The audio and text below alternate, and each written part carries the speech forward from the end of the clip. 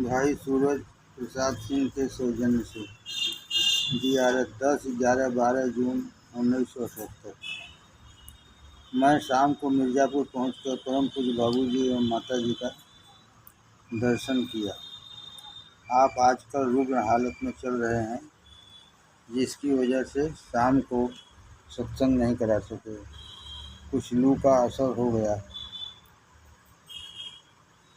रात में आप सबका हाल चाल पूछते रहे। सुबह आपने सामूहिक सत्संग कराया।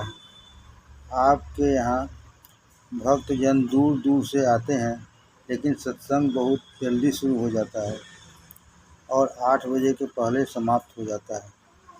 दोपहर के बाद मेरी इच्छा थी कि मास्टर साहब के साथ जाऊं और सब्जी खरीद आऊं। आपने ऐसा करने से रोका और पूछा कि सजरा अभी बनारस में है, आपने पढ़ा है? मैंने कहा कि सत्संगियों के कर्तव्य पढ़े हैं एवं हमारे पास है तथा सजरा मेरे पास नहीं है। तब आपने कहा कि एक सजरा खरीद लीजिए और पढ़ा करिए। इसके बाद आपने फरमाया कि नियम से पूजा पाठ तो जो सत्संगी नहीं है वह भी कर सकते हैं। आपने फरमाया कि नियम से पूजा पाठ जो सत्संगी नहीं है वह भी कर सकते हैं, लेकिन सत्संग के नियमों का पालन नहीं कर सकते। देखिए, यह जरूरी नहीं है कि सब शादी भंडारे में ही हो, लेकिन जहाँ कहीं हो सत्संग के नियमों का पालन होना चाहिए। आपने शाम को कहा शाम वाला प्राणायाम जो करते हैं वही करिए, लेकिन सुबह वास्ते दूसरा बतलाए, जो मैं यहाँ लिखना मुनासिब नहीं समझता। आपने विशेष रूप से हिदायत दी कि चाहे पूजा पाठ में नागा हो जाए, लेकिन प्राणायाम में नागा नहीं होना चाहिए। शाम को जाप करना ठीक है। भाई इंद्रजीत सिंह के विषय में बतलाए कि वह लड़का काफ़ी अच्छा है, परिस्थिति बस घबरा गया है। बड़े बड़े लोग घबरा जाते हैं, बाद में ठीक हो जाएगा। आपने फरमाया 23 घंटे तो दुनियादारी की काम लोग करते हैं, 1 घंटे इधर दे पाते हैं, फिर भी चाहते हैं कि इसी पूजा से हमारी दुनियावी ख्वाहिश भी पूरी हो जाए, जबकि संकल्प किए हैं कि दुनिया नहीं चाहिए। दुनिया भी मिल सकती है, इसके लिए दुनियावी देवी देवताओं की पूजा करनी चाहिए। इसलिए ईश्वर के 3 अंग ब्रह्मा, विष्णु और महेश हो गए। ईश्वर तो बिल्कुल निर्लिप्त है। जब स्वार्थ की भावना मन में आ जाती है तभी काम बिगड़ने लगता है। स्वार्थ की भावना आने से ही किसी संस्था का ह्रास होना शुरू हो जाता है। वाराणसी भंडारा 6-7-8 अगस्त 1978। आपने फरमाया कि हर एक काम करने का विशेष समय निर्धारित किया गया है। हमारे यहाँ अध्यात्म जगत में भी समय की पाबंदी है। इसमें खूब सुबह उठना बहुत ज़रूरी है। पूजा का सबसे उत्तम समय 2:45 से 3:45 बजे सुबह है। शहर और देहात वालों का एक ही नियम नहीं हो सकता, क्योंकि शहर में सुविधा बहुत ज़्यादा है और देहात में कम। अगर कोई आदमी 5 बजे सोकर उठता है और इसमें उन्नति करना चाहता है तो बहुत ही मुश्किल है। अगर कोई आदमी 5 बजे सोकर उठता है और इसमें उन्नति करना चाहता है तो बहुत ही मुश्किल है। वह किन परिस्थितियों में नहीं उठ पा रहा है, आलस की वजह से या किसी बीमारी की वजह से, सब बातें अलग अलग ध्यान में रखी जाएंगी। जिसका जहाँ अंश होता है वह बिना प्रयास के ही वहाँ पहुँच जाता है। जिसका जहाँ अंश होता है वह बिना प्रयास के ही वहाँ पहुँच जाता है। जियारत 23-24-25 सितंबर 1978। आपने फरमाया कि ईश्वर की पूजा करने से कुछ मिलता नहीं है। आपने फरमाया कि ईश्वर की पूजा करने से कुछ मिलता नहीं है। पूजा तो लोग अपनी शांति के लिए करते हैं। जितनी गहराई में हम घुसेंगे उतना ही मालूम होगा। रामायण थोड़ा थोड़ा प्रतिदिन पढ़ना चाहिए।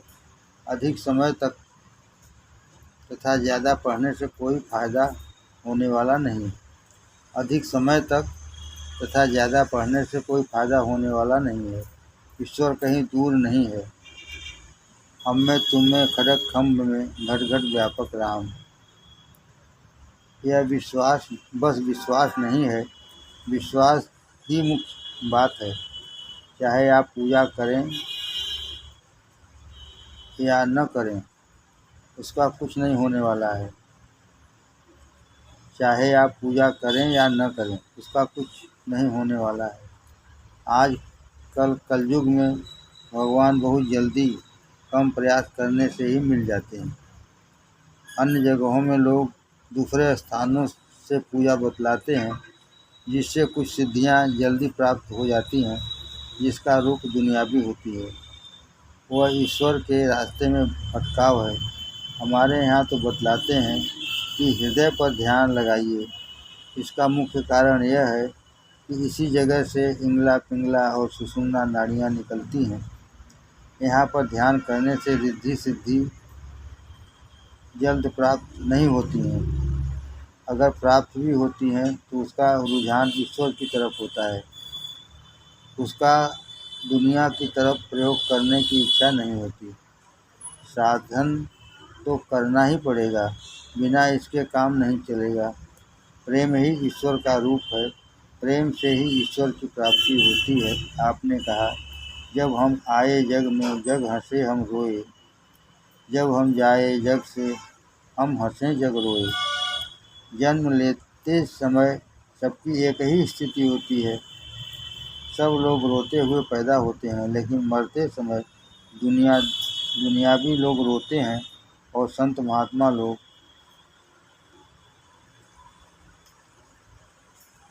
खुश होते हैं, क्योंकि वही दिन प्रभु के सच्चे मिलन का होता है। इसलिए संतों का जन्मदिन नहीं मनाया जाता, बल्कि इसके स्थान पर निर्वाण दिवस मनाते हैं। पूज्य बाबूजी का वाराणसी में आगमन 25, 26, 27 नवंबर 1978। आप शाम को 6 बजे वाराणसी पधार कर हम लोगों को दर्शन दिए। आपने फरमाया कि भाई, ऐसा कपड़ा नहीं पहनना चाहिए कि सबकी निगाहें आपके ऊपर पड़ें। इसलिए पहले संत महात्मा बहुत मामूली कपड़ा पहनते थे। गोस्वामी तुलसीदास जी ने कहा है, संत विशुद्ध मिलई पर तेहि, चितवहि राम कृपा कर जेहि। राम कृपा तो दर्शन भयो, तो प्रसाद सब संशय गए। देखिए, जब प्रभु जी की कृपा होती है, तभी विशुद्ध सच्चे संत से मुलाकात हो जाती है। फिर दर्शन हो जाता है और सब शंका अपने आप समाप्त हो जाती है। संत कभी झूठ नहीं बोलता, वह तो अनुभव करता है, वही कहता है। उसको मान बढ़ाई या किसी चीज़ की इच्छा तो रहती नहीं है। इसलिए हे भाई, इस पर विश्वास करिए। अगर विशुद्ध संत आपको मिल गया है तो मालिक का अपने ऊपर असीम दया कृपा समझिए। फिर सब काम अपने आप हो जाएगा। आपको बस उसकी आज्ञा का पालन करना होगा। अगर विशुद्ध संत आपको मिल गया है तो मालिक का अपने ऊपर असीम दया कृपा समझिए। फिर सब काम अपने आप हो जाएगा। आपको बस उसकी आज्ञा का पालन करना होगा। सुबह शाम की पूजा तो इसलिए करते हैं कि दिन में किसी वातावरण का सुबह शाम पूजा तो इसलिए करते हैं कि दिन में किसी वातावरण का प्रभाव न पड़े। मुख्य चीज़ तो पूजा को अपने व्यवहार में उतारना है। मामा गौरी शंकर जी ने पूछा कि पहले याद बहुत आती थी, प्रेम बहुत ज़्यादा था, लेकिन अब ऐसी बात मालूम नहीं पड़ती। तब आपने कहा कि बात ऐसी नहीं है, प्रेम तो बढ़ा ही है, लेकिन अब वह पति पत्नी की तरह हो गया है। जैसे पत्नी अपने पति का ख्याल रखती है कि खाना खाए कि नहीं, आदि आदि बातों का बराबर निगरानी रखती है, वैसे ही अब हो गया है। आपने एक कहानी सुनाई जो निम्न प्रकार से है। एक आदमी था, उसको अंत में इच्छा हुई कि भगवान का एक मंदिर बनवाऊं। उसके पास 4 लड़के थे। उसने अपने संकल्प के अनुसार ईंटा पथवाना शुरू किया।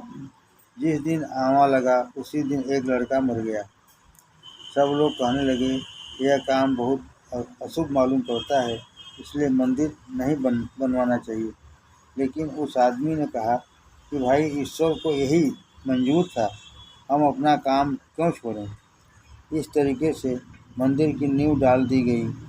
आधा बनने के बाद बनते बनते दूसरा लड़का भी मर गया। अब सब घर वाले लोग भी घबराए और काम को स्थगित करने के लिए कहे, लेकिन उसने किसी की नहीं सुनी और काम को जारी रखा। मंदिर पूरा बनते बनते तीसरा लड़का भी मर गया, लेकिन उस आदमी ने ईश्वर की इच्छा में राजी रहकर मूर्ति भी मंगवा दी और प्राण प्रतिष्ठा होते होते चौथा लड़का भी मर गया। उसी रात उस आदमी को स्वप्न हुआ कि जो ये चारों लड़के थे वह आपके दुश्मन थे। अब जो लड़का आपको होगा वह आपका यश संसार में फैलाएगा और कुल को उज्ज्वल करेगा। इस तरीके से ईश्वर के विधान पर विश्वास करने से कभी घाटा नहीं होता है। जियारत 27, 28, 29 एवं 30 दिसंबर 1978। मैं मिर्ज़ापुर पहुंचकर पूज्य बाबूजी एवं माताजी का दर्शन प्राप्त किया। 28 एवं 29 को बैंक में हड़ताल था, इस वजह से यह अवसर प्राप्त हुआ। आपने सबका कुशल क्षेम पूछने के बाद फरमाया कि जितना अपने ध्यान एवं पूजा का ख्याल रखें, उतना ही अपने स्वास्थ्य का ख्याल रखें और घर में सबके ऊपर भक्ति रस का प्रभाव डालने का प्रयास करें। आपने कहा, शाम को बच्चों के साथ बैठकर रामायण की अच्छी अच्छी चौपाई कहिए और श्री राम जय जय राम की धुन लगाइए। इस तरीके से बच्चों को अच्छी अच्छी चौपाइयाँ भी याद हो जाएंगी और सामूहिक सत्संग भी हो जाएगा, साथ साथ भक्ति रस का अंकुरण भी होगा। इसी तरीके से जब सुबह चारपाई छोड़ने लगे तब भी कर लेंगे। आपने कहा, जहाँ रहने की स्वतंत्रता नहीं है वहाँ रहना ठीक नहीं होता। आपने कहा, जहाँ रहने की स्वतंत्रता नहीं है वहाँ रहना ठीक नहीं होता। कमरा दूसरा तलाश करिए, अगर मिल जाए तो छोड़ दीजिए। भोजन के बाद करीब 1 घंटे तक गहरे ध्यान में नहीं जाना चाहिए। शाम की पूजा ठीक है, आधा घंटा भी बहुत है। परम पूज्य बाबूजी के कुछ पत्र। ओम। पहला, खुश रहो। मिर्ज़ापुर 10/9/70। कृपा पत्र पाकर खुशी हुई। बहुत ही मजबूत हाथों से पकड़ा गया है। घबराओ मत, जरूर ही सफलता मिलेगी यदि तुम भी मजबूती से पकड़े रहो। निराश मत हो, बेड़ा पार होगा। अभी बच्चा हो, खाओ पियो और पढ़ो, ख्याल बनाए रहो। मुझे याद किया करना, समय आने पर सभी ठीक हो जाएगा। की तबीयत अब ठीक है, कमजोरी है, मुकदमा शुरू हो गया है, उसका ध्यान रखना जरूरी है। ईश्वर का भरोसा है, इधर आने की उम्मीद नहीं है। जब कभी आना होगा सूचना दूंगा। कभी कभी अतवार को से मिल लिया करो। विशेष कृपा आपका सेवक श्याम बिहारी। सिनेमा इत्यादि मत देखा करो, बुरे सोबत से बचना उचित है। दूसरा, चिरंजीवी। खुश रहो। मिर्ज़ापुर 26/10/70। कृपा पत्र पाकर खुशी हुई। इस मर्तबा आपका आशय समझ में आया है। चिंता न करो, मजबूत हाथ मजबूती से पकड़ा है। ईश्वर सब पूरा करेगा और हमारा तुम्हारा दोनों का भला करे। नियत ठीक है, मैं भी प्रार्थना करूँगा। अब जब कभी भेंट होगी कोशिश करूँगा। अभी स्कूल की पढ़ाई चल रही है। मैं समझा था बाद पढ़ाई इस काम को करूँगा। यह सब काम तो मेरे जिम्मे है। तुम्हें घबराने की क्या ज़रूरत है? जल्दी क्या पड़ी है? खूब खेलो पढ़ो। हाँ, कभी कभी मुझे भी याद किया करो, मुझे खुशी होगी। आने के पहले सूचित करूँगा। इरादा नवंबर किसी अतवार को आने का है। तुम्हारी याद मुझे बराबर बनी रहती है। को नमस्ते। सभी प्रेमी भाई को नमस्ते। मिले तो उनको भी कह देना। आपका सेवक श्याम बिहारी। तीसरा, प्रिय भाई नमस्ते। मिर्ज़ापुर 9/5/72। कृपा पत्र पाकर खुशी है। महामयी दोष अहंकार है। जीव और ईश्वर के बीच का यही पर्दा जल्द दूर नहीं होता है।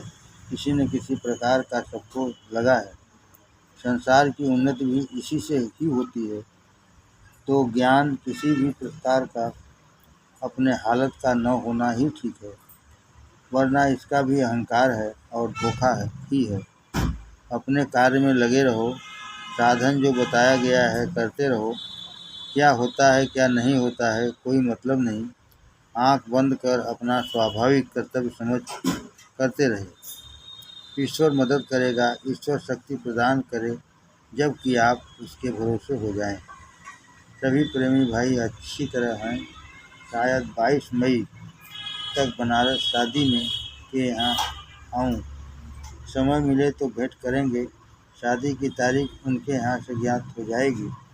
कि मुकदमे का क्या हुआ से नमस्ते कहेंगे। से पत्र देने को कहना ताकि मुकदमा का पता चल सके। सभी प्रेमी भाई को नमस्ते। विशेष कृपा आपका सेवक श्याम बिहारी।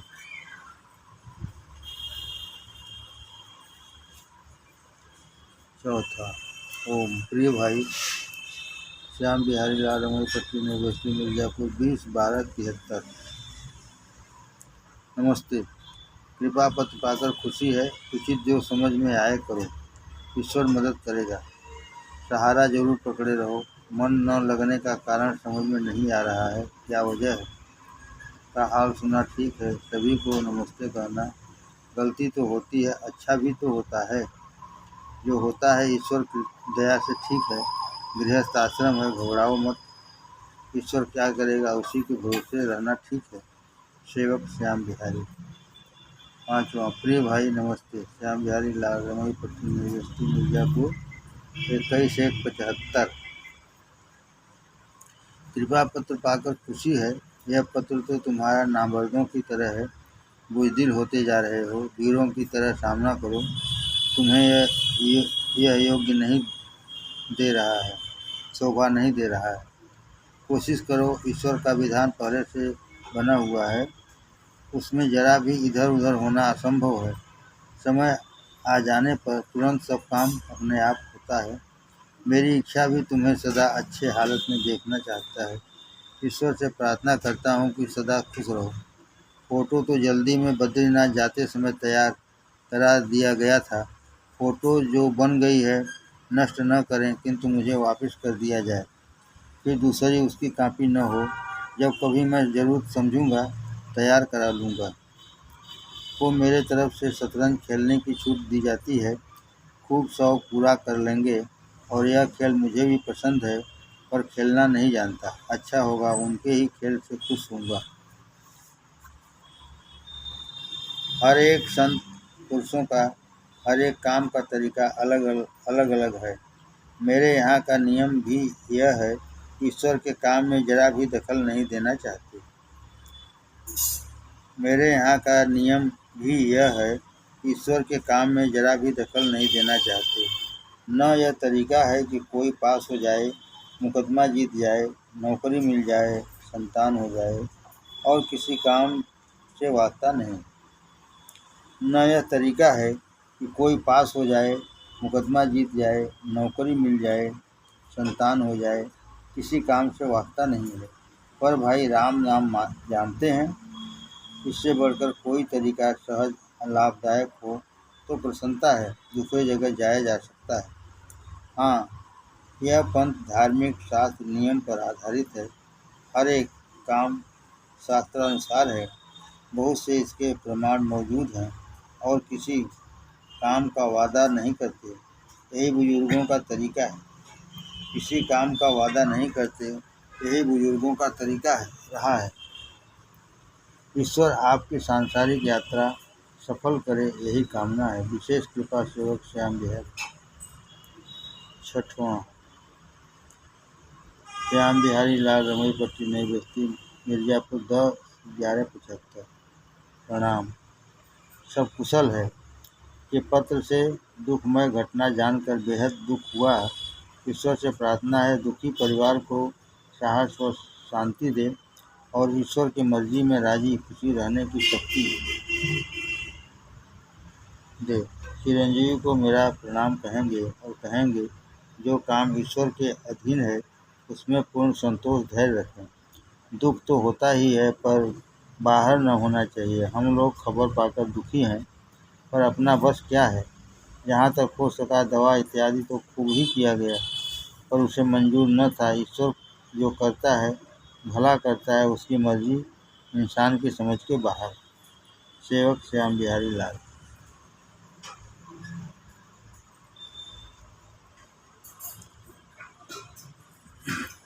ओम। चिरंजीवी बिटिया खुश रहो। रमईपट्टी, नई बस्ती, मिर्जापुर, 18/11/75। इस खबर को पाकर हम सभी परिवार दुखी हैं। जिसमें अपना बस नहीं है उसमें चिंता ही क्या है। जो होनी है होकर ही रहेगा। यह सब तो अनित्य है। नित्य तो एक ईश्वर ही है। उसी से प्रेम हो, बाकी तो सभी नाशवान हैं। किसी का अब, किसी का कल, किसी का परसों, सभी को एक न एक दिन जाना है। फिर चिंता किस बात का। एक दिन मुझे भी तो संसार से जाना है। आत्मा अजर अमर है, कभी भी इसका नाश नहीं होता। उसी से मोहब्बत होनी चाहिए। पति परमेश्वर ही, वही अपना सुहाग। ईश्वर प्रेमी पूज्य है। उसी के इच्छा में अपना इच्छा विरुद्ध इसके मृत्यु ही समझना है। कोई औरत मोहल्ले की, गांव की पास आवे, अनेक प्रकार की बातें कहती सुनती, रोती रुलाती हैं, सब बेकार है। उनसे अलग रहना। यदि सामने ही आ जाएं तो नफरत नहीं करनी चाहिए बल्कि अपना प्रभाव डालो।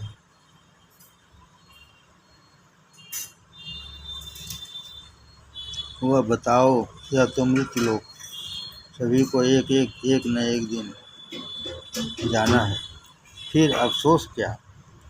चिंता तो इस बात की होनी चाहिए कि धर्म के विरुद्ध जाना पड़े, यही मृत्यु है। वरना न कोई मरता है न मारा जाता है। यह संसार तो स्वप्नवत है। चिरंजीवी।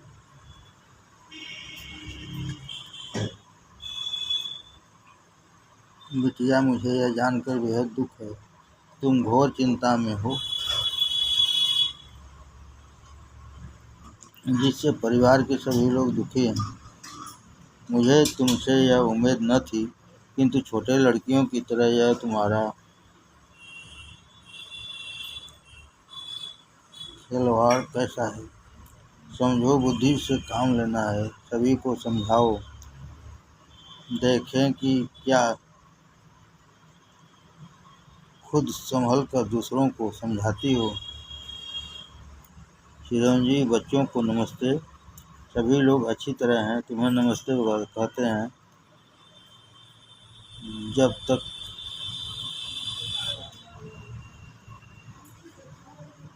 तुम्हारा पत्र न मिलेगा दुखी रहेंगे। विशेष प्रेम, सेवक श्याम बिहारी लाल।